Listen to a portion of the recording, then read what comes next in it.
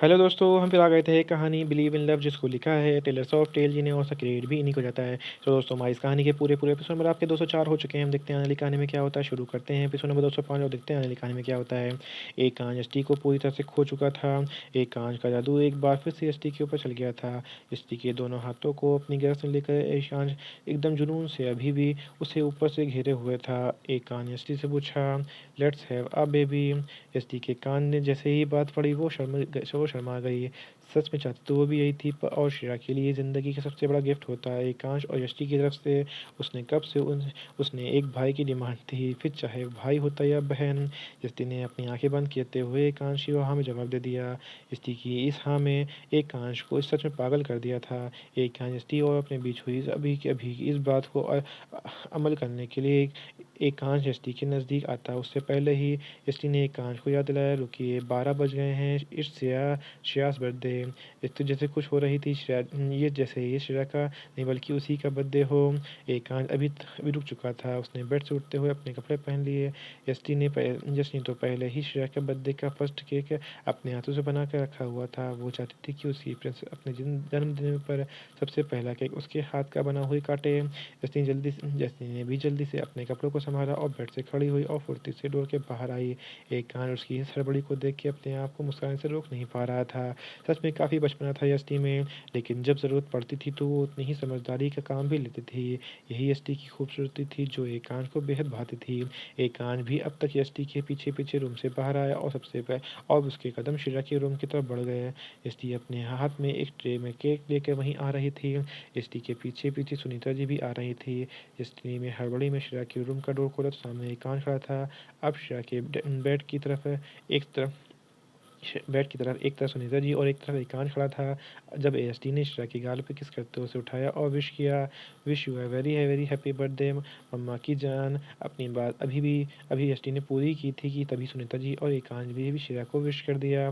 शिरा ने अपनी आंखें मलते हुए अपनी मम्मा को गले लगा लिया, जिसके बाद शिरा एक तरफ एकांश और दूसरी तरफ सुनीता जी बैठ चुके थे। दोनों उसे बर्थडे विश किया। अब तक एसटी ने पास में टेबल पर रखा शिरा का मनपसंद रेनबो केक उठाया और उसे श्रेया के सामने करते हुए कहा, baby blow this candle and cut your cake.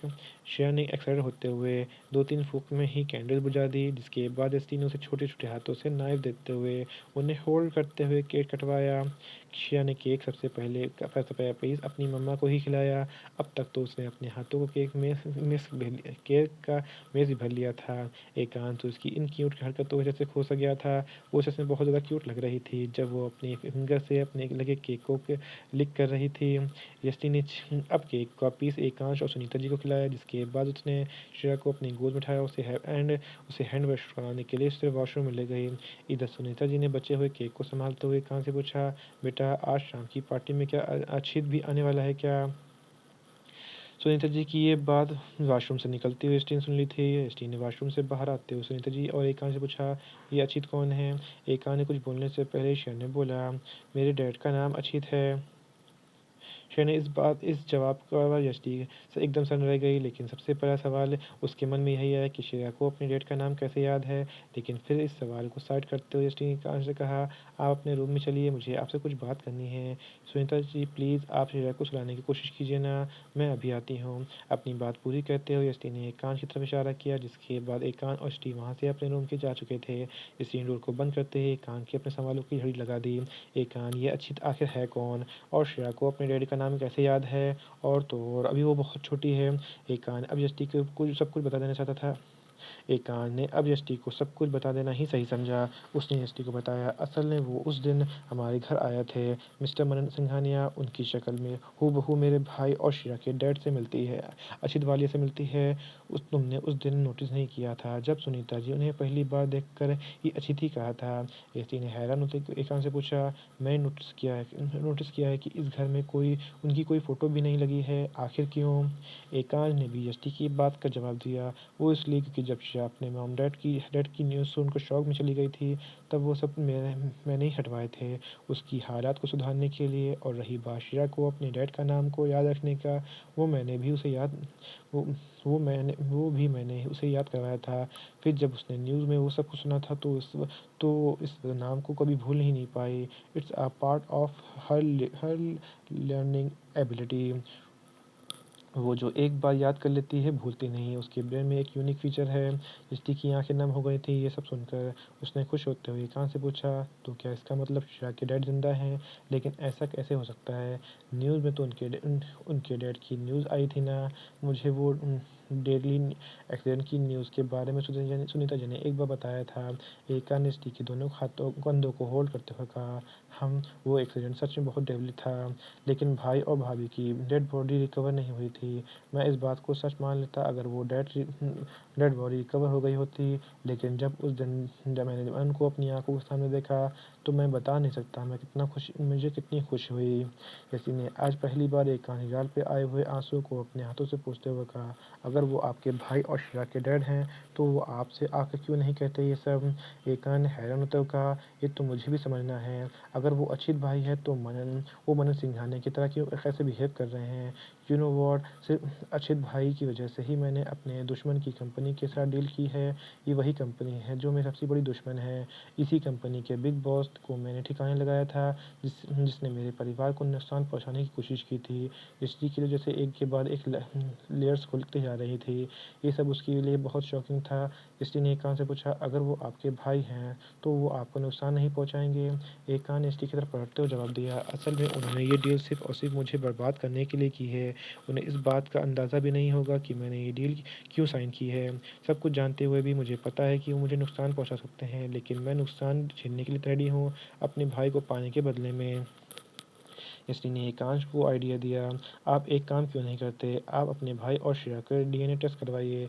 इस सबसे तो सामने आ जाएगा कि वो आपके भाई हैं या नहीं। एकांश ने इसकी की बात का जवाब दिया, ये मैं पहले ही कर चुका हूँ, इसका रिजल्ट कल ही आने वाला है। जब वो हमारे घर आए आए थे मैंने ही ये काम कर लिया था। मुझे तो यहाँ का पता है कि वो जानवी को भी अपनी इस चाल का इस्तेमाल कर रहे हैं, या हो सकता है वो उससे प्यार करते हैं और मानना नहीं चाहते हों। इसी के लिए तो एक के बाद एक सच में परत खुलती जा रही थी, जिससे एसटी पूरी तरह से चौंक गई थी। अब कल डीएनए टेस्ट आने वाला है। उसके आने के बाद ही सच सामने आएगा। यहीं पे कहानी का एपिसोड नंबर आपका 205 कंप्लीट होता है। मुझे लगता है वक्त है तो मैं इसी में कहानी का एपिसोड 206 ऐड करता हूँ। देखता हूँ कहानी में क्या होता है। आज एसटी को ऐसा कुछ जानने को मिला था जो उसका एक्सेप्ट नहीं किया था। अभी तो बहुत कुछ जानने के लिए बाकी था जो एकांश ने अपने अंदर होल्ड करके रखा हुआ था। एकांश कभी भी नहीं चाहता था कि एसटी को उसकी किसी भी बात को हर्ट हो। एसटी ने सोचा कि सच में एकांश के लिए वो पल कैसा होगा जब एकांश ने अपनी नज़रों के सामने अपने ही बड़े भाई को खड़े हुए देखा होगा, जिससे वो डेड समझ चुका था। एसटी ने आगे बढ़ते हुए एकांश के गले लगा लिया।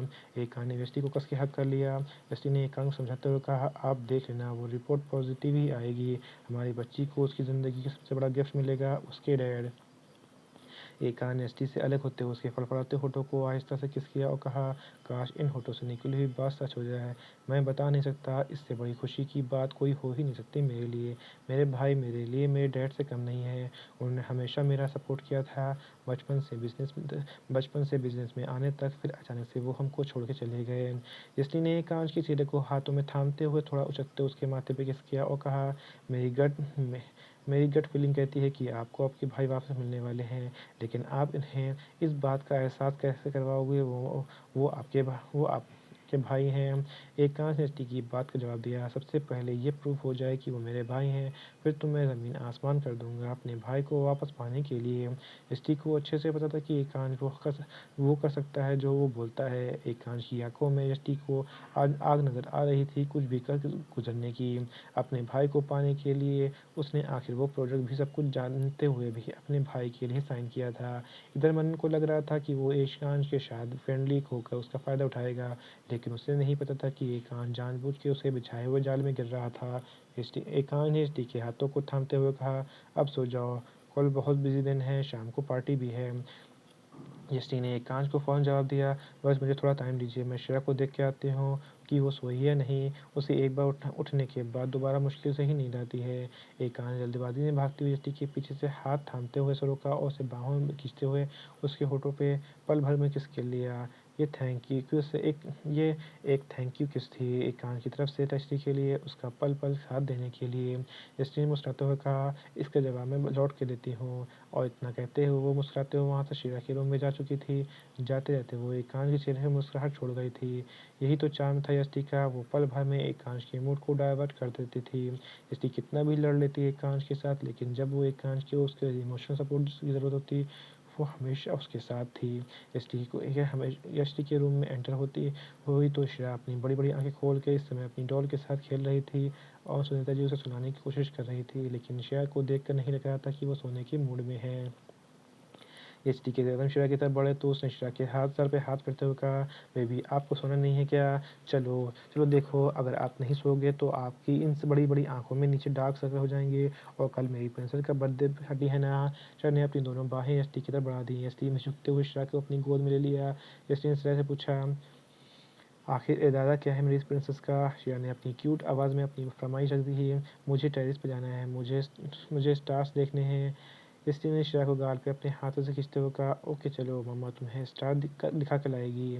स्त्री के कदम वहाँ से अब टेरेस की तरफ बढ़ गए थे। टेरेस की लाइट हल्की थी और स्त्री के हाथ टेरेस पे आते ही लाइट ऑन करने के स्विच ढूंढ रहे थे कि उसकी नज़र सामने खड़े एक साये पड़े जिसके बाद एकदम सतर्क हो गई।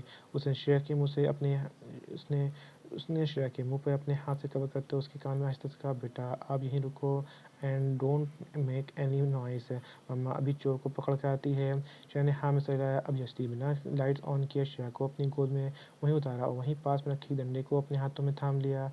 अब यष्टि के कदम धीरे-धीरे उस ओर बढ़ रहे थे जहाँ वो शख्स खड़ा था। यष्टि ने वो डंडा पूरी मजबूती से अपने हाथों में थामा हुआ था।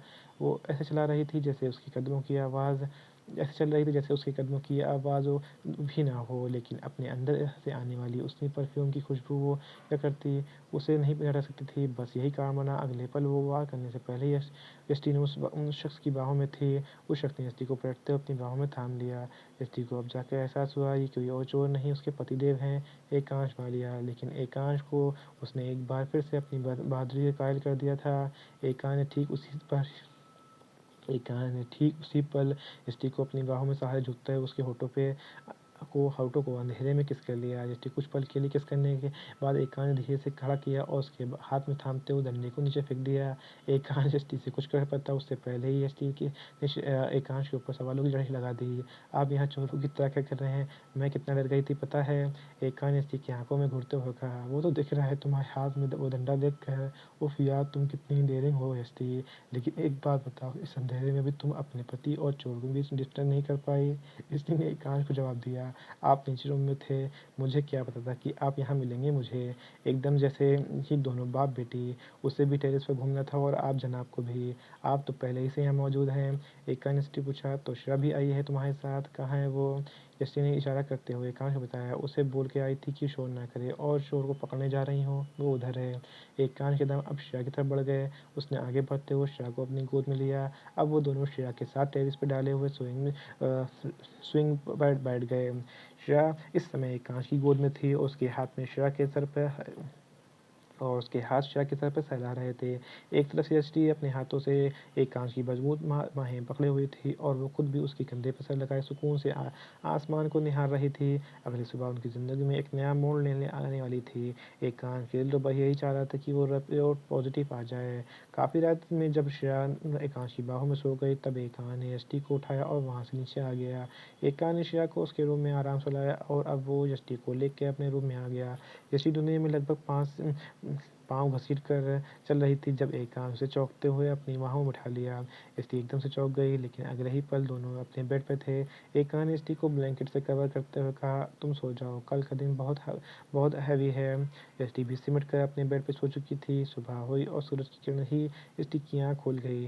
स्त्री ने देखा तो एकांश अभी भी सोया हुआ था। स्त्री बेड से उठी और सीधे फ्रेश होकर सीधे श्रेया के रूम में गई। श्रेया तो अभी भी सोई हुई थी। स्टीव वहीं उसके रूम के डोर से लगकर उसे निहार रही थी। उसके दिल से ही दुआ निकल रही थी कि काश आज श्रेया का शाह को उसके डैड वापस मिल जाएँ। यहीं पे कहानी का एपिसोड नंबर आपका 206 कंप्लीट होता है। सो दोस्तों, आपको एपिसोड नंबर 206 कैसा लगा हमें कमेंट करके ज़रूर बताइए। कहानी को ऐसा ऐसा भाग जो आपको समझ में ना आया हो, आपको और पता लगा हो, तो भी हमें कमेंट करके ज़रूर बताइए। कहानी अच्छी लगी तो उसको लाइक कीजिएगा, शेयर कीजिएगा, चैनल को सब्सक्राइब कर लीजिएगा ताकि आपको हमारी आने वाली अगली वीडियो अब तक आसानी से पहुँच सके। सो दोस्तों, हम फिर मिलेंगे एक नई वीडियो के साथ, एक नए एपिसोड के साथ। तब तक के लिए मुझे इजाज़त दीजिए। धन्यवाद दोस्तों।